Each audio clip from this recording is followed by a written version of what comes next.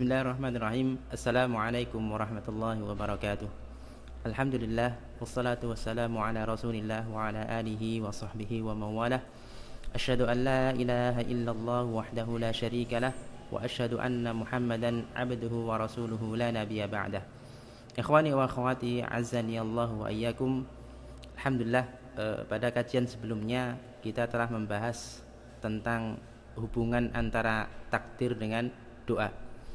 Dan pada pertemuan tersebut kita sebutkan di sana ada satu kelompok yang memang kelompok ini menyimpang. Jadi mereka meyakini bahwasanya doa itu tidak ada faedahnya sama sekali. Sehingga ketika seorang berdoa ataupun tidak, ketika hal yang diminta sudah ditakdirkan, maka itu pasti terjadi. Dan kelompok ini adalah kelompok yang menyimpang dari kebenaran. Sebagaimana yang dikatakan Al-Imam Ibnul Qayyim Al-Jauziyah, balhum adallu sabila, bahkan mereka lebih sesat jalannya. Adapun pada pertemuan kali ini kita akan melanjutkan pada paragraf yang selanjutnya. Qala rahimahullah, berkata Al-Imam Ibnul Qayyim Al-Jauziyah rahimahullah, semoga Allah merahmati beliau, wa takayasa ba'duhum wa qala, dan sebagian dari kelompok tadi atau kelompok mereka itu ada yang merasa lebih pintar. Waqala, dan mereka mengatakan al-ishtighalu bid-du'a min babit ta'abbudil mahad. Sibuk dengan doa itu merupakan bagian daripada ibadah mahdhah. Ibadah mahdhah sebagaimana kita salat, puasa dan zakat. Yusibullahu alaihi da'i, yang mana Allah akan memberikan pahala bagi orang yang berdoa. Sebagaimana orang yang salat akan Allah berikan pahala salat. Sebagaimana orang yang berpuasa maka Allah akan berikan kepadanya pahala berpuasa. Min ghairi an yakuna lahu ta'thirun fil matlubi biwajhin ma. Meskipun doa tersebut tidak memiliki efek sama sekali. Kelompok ini hampir mirip dengan kelompok sebelumnya, yaitu mereka meyakini bahwasanya doa tidak ada asar sama sekali, tidak berpengaruh sama sekali. Tapi mereka mengatakan bahwasanya doa itu merupakan ibadah. Wala farqa 'inda hadzal mutakayyis bainad du'ai wal imsaki anhu, dan tidak ada bedanya ya, menurut orang-orang yang ini, kelompok yang ini, antara berdoa dengan tidak berdoa. Bil qalbi wal lisan, baik dengan hati maupun dengan lisan. Fit ta'thiri fi husulil matlub, untuk mendapatkan apa yang diinginkan. Sekali lagi, kelompok ini menganggap bahwasanya doa itu hanya ibadah dan tidak ada efeknya atau tidak ada efek untuk tercapainya sesuatu yang diinginkan. Dia berdoa ataupun tidak, ya kalau sudah ditakdirkan maka akan diberikan. Ikhwani wa akhwati, azani Allah wa iyyakum, wartibatud du'a indahum bihi, keterikatan doa menurut mereka kartibati as-sukuti wala farqa, sebagaimana keterkaitan orang yang diam saja, dan ini tidak ada bedanya. Seperti kita jelaskan tadi, orang yang diam ataupun orang yang berdoa, ketika memang sudah ditakdirkan oleh Allah maka pasti akan mendapatkannya. Ikhwani wa akhwati, ini juga termasuk kelompok yang menyimpang dari kebenaran. Seakan-akan mereka mengatakan kami berdoa bukan karena doa itu mempunyai efek, tapi kami berdoa karena doa itu merupakan ibadah. Dan Syekh Abdul Razak Al-Badr beliau mengatakan tentang kelompok ini, wa hadza aidan madhhabun zahirun fasaduhu wa butlanuhu, dan ini juga termasuk kelompok yang mereka kerusakan dan kebatilannya sangat jelas. Ikhwani wa akhwati, azani Allah wa iyyakum. Kemudian Al-Imam Ibnul Qayyim Al-Jauziyah beliau menyebutkan taifah yang selanjutnya atau kelompok yang selanjutnya, yang kelompok ini mereka juga merasa lebih cerdas.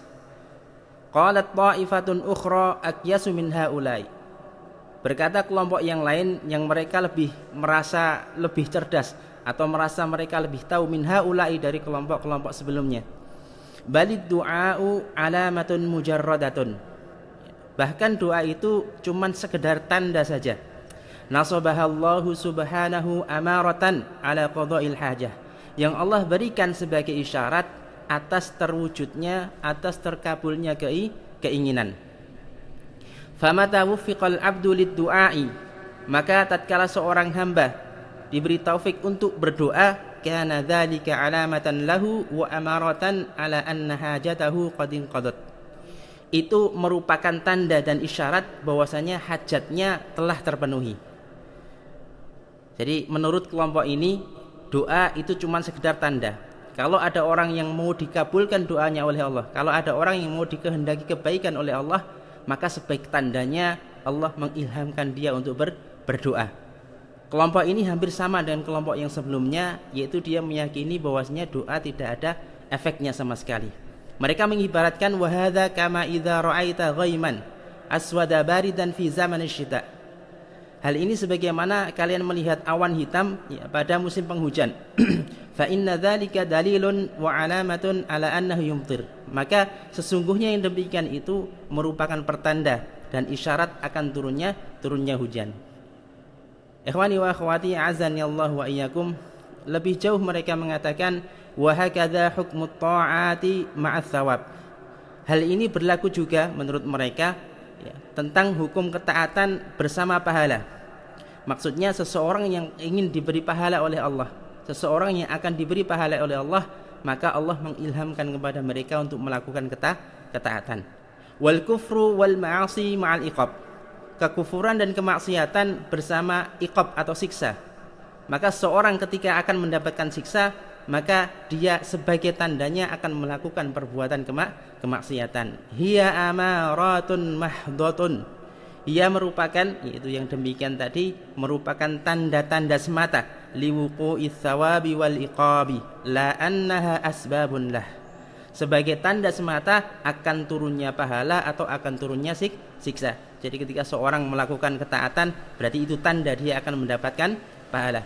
Ketika seorang melakukan kemaksiatan atau kekufuran, berarti itu cuma sekedar tanda bahwasanya dia akan mendapatkan siksa. Ikhwani wa akhwati azani Allah wa iyyakum. Sekali lagi, ini kelompok yang menyimpang dari kebenaran. Coba antum perhatikan firman Allah Subhanahu wa taala dalam surat An-Nisa ayat 124. Allah Subhanahu wa taala berfirman, "Wa may ya'mal minas salihati min dzakarin aw untha wa huwa mu'minun fa ulaika yadkhulunal jannah wa la yudlamuna naqira." Barang siapa yang beramal soleh dari laki-laki maupun perempuan dan dia beriman, faulaika, maka mereka itulah yadkhulunal jannah, akan masuk surga, wala yudlamuna naqira, dan mereka tidak akan dizalimi sedikit pun. Perhatikan ayat ini, Allah Subhanahu wa taala akan memasukkan surga bagi orang-orang yang mereka mau beramal soleh. Maka bagi mereka yang mau beramal soleh, maka Allah akan masukkan ke dalam surga. Hal ini memberikan faedah kepada kita bahwasanya Allah memasukkan surga disebabkan karena mereka melakukan amal soleh. Dengan kata lain, dengan amal soleh seseorang akan masuk surganya Allah Subhanahu wa taala. Firman Allah yang kedua masih dalam surat An-Nisa ayat 14. Allah berfirman, "Wa may ya'sillaha wa rasulahu." Barang siapa yang bermaksiat kepada Allah dan Rasulnya, wa yata'adda hududahu, dan melampaui batasan-batasannya, melanggar larangan-larangannya, yudkhilhu nara, maka kelak Allah akan masukkan dia ke dalam neraka, khalidan fiha, dia kekal di dalamnya, walahu adzabum muhin, dan baginya azab yang pedih. Ikhwani wa akhwati, kita perhatikan ayat ini, maka sebab orang dimasukkan ke dalam neraka, dia kekal di dalamnya dan bahkan mendapatkan azab yang menghinakan, yaitu karena apa? Karena dia bermaksiat kepada Allah dan Rasulnya, karena dia melanggar larangan-larangan Allah dan Rasulnya. Semoga Allah Subhanahu wa taala melindungi kita dan kaum muslimin dari segala macam penyimpangan. Wa akhiru da'wana alhamdulillahi rabbil alamin. Wassalamualaikum warahmatullahi wabarakatuh.